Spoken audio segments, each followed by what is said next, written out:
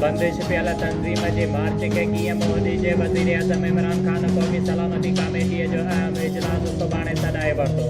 इजलास में लाॻापियल वफ़ाक़ी वज़ीर आर्मी चीफ ऐं ॿिया अमलदार शिरकत कंदा।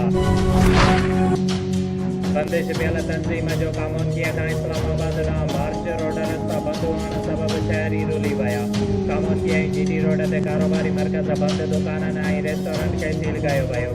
जनापुल भरिसां जीटी रोड ते खंदक खोटण सबबि वज़ीराबाद ऐं सियालकोट में ज़मीनी राब्तो काटा थियल। रावलपिंडी ऐं इस्लामाबाद में बि हाई अलर्ट। हुकूमत सां ॻाल्हियूं जारी आहिनि। ॻाल्हियुनि में सैद रिज़वी ऐं ॿिया क़यादत करे रहिया आहिनि। इस्लामाबाद में जारी ॻाल्हियुनि खे गुझो रखियो वियो आहे। ॻाल्हियूं कामयाब थियण जी सूरत में मार्च खे रोकण जो ऐलान क़यादत कंदी। पाबंदी मढ़ियल PLP जे तर्जुमान जो बयान साम्हूं अची वियो। मार्च इस्लामाबाद ॾांहुं रवाना। सूबा इलेक्शन कमिश्नर एजाज़ अनवर चौहान चयो आहे त सिंध समेत मुल्क में वोटर लिस्टनि जी तस्दीक ऐं अपग्रेडेशन जो अमल शुरू कयो वियो आहे। वोटर लिस्टनि जी तस्दीक 12 अप्रैल ताईं मुकमल थींदी, जंहिंखां पोइ सिंध में मकानी इदारनि जूं चूंडूं थी सघंदियूं। सिंध जे चीफ सेक्रेटरीअ सां मुलाक़ात करे तफ़सील फ़राहम करण लाइ चयो आहे। 6 नवंबर ताईं तफ़सील न मिलण ते इलेक्शन कमीशन पाण कार्रवाई शुरू कंदी। वज़ीर आज़म इक़्तिसादी राब्ता कमेटीअ जी ॿीहर जोड़ जक करे छॾी। शौकत तरीन जी जाइ ते इक़्तिसादी मामलनि वारे वज़ीर उमर अयूब ECCA जो चेयरमैन मुक़ररु काबीना डिवीज़न नोटिफिकेशन जारी करे छॾियो। नाणे जो सलाहकार शौकत तरीन ECCA जो मेंबर न रहंदो। ख़ासि दावत ते इजलास में शिरकत करे सघंदो। नोटिफिकेशन मूजिबि ECC 12 मेंबर्स ते मुश्तमिल हूंदी। अब्दुल कुदूस गुज़ैंजो जे बिना मुक़ाबले बलोचिस्तान जो वॾो वज़ीर बणिजण जो इम्कान संदसि मुक़ाबले में को बि उम्मीदवार साम्हूं न आयो।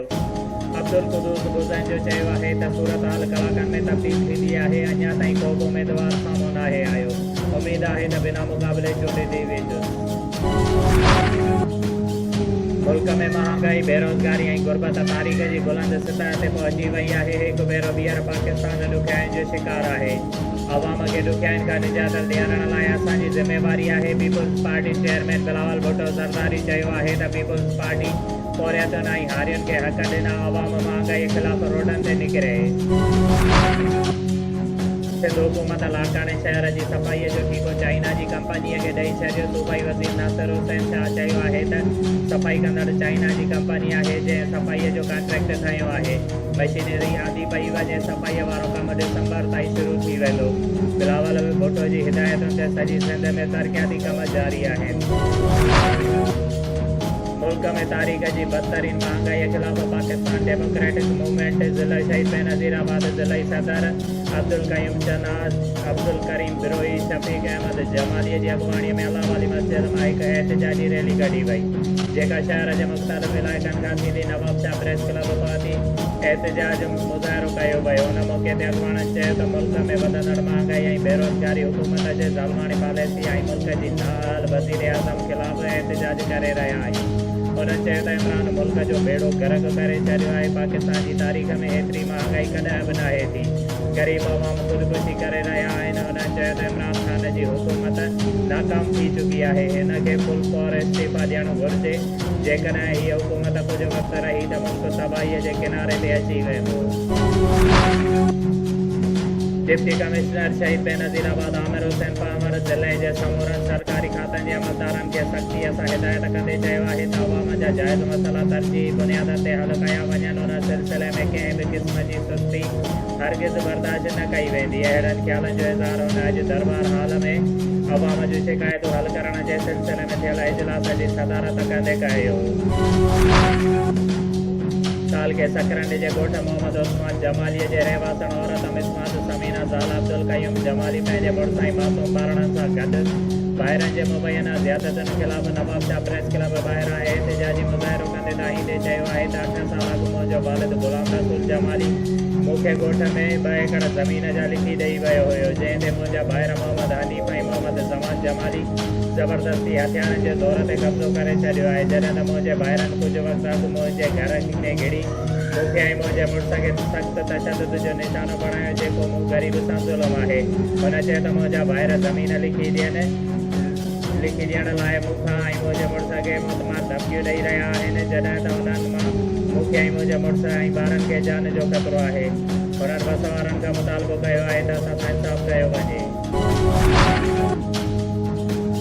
ज़िले सांगाड़ी जे ॻोठ गुलाम मोहम्मद बागराणीअ जी रहवासण नौजवान नारी साहिब ख़ातून पंहिंजे पीरसन बी अब्दुल्ला लाशारीअ सां गॾु बिरादरीअ जे बासर खानान लाशारी ऐं वज़ीर लाशारी पारां मुबैना जिन्सी ज़्यादती करण ख़िलाफ़ नवाबशा प्रेस क्लब ॿाहिरां एहतिजाजी मुज़ाहिरो कंदे ताईं चयो आहे त हिकु महीनो अॻु मां पंहिंजे ज़मीन ते पोखियल जुआर जो फसल मां गाहु करण लाइ वियसि, जितां बिरादरीअ जा बासर खानन लाशारी ऐं वज़ीर लाशारी मूंखे ज़बरदस्ती अगवा करे हिकु नामालूम जॻह ते क़ैद करे मूंखे 11 ॾींहं मुसलसिल जिन्सी ज़्यादतीअ जो निशानो बणायो।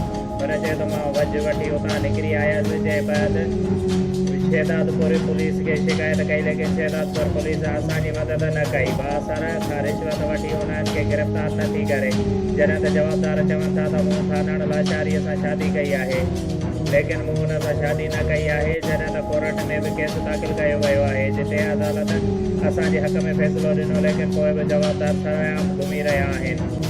असांखे मुतमाद धमकियूं ॾियनि था, चवनि था त केस हथु खणो न त वरी ॿीहर तोखे खणंदासीं। हुन चयो त असां ग़रीब ऐं मिसकिन आहियूं, किथे निकिरी बि नथा सघूं, केर बि असांजी मदद करण लाइ तयारु न आहे। हुन DIG ऐं SSP शहीद बेनज़ीराबाद ऐं ॿियनि बस वारनि खां मुतालबो कयो आहे त असांखे तहफ़ुज़ फ़राहम करे इंसाफ़ कयो वञे।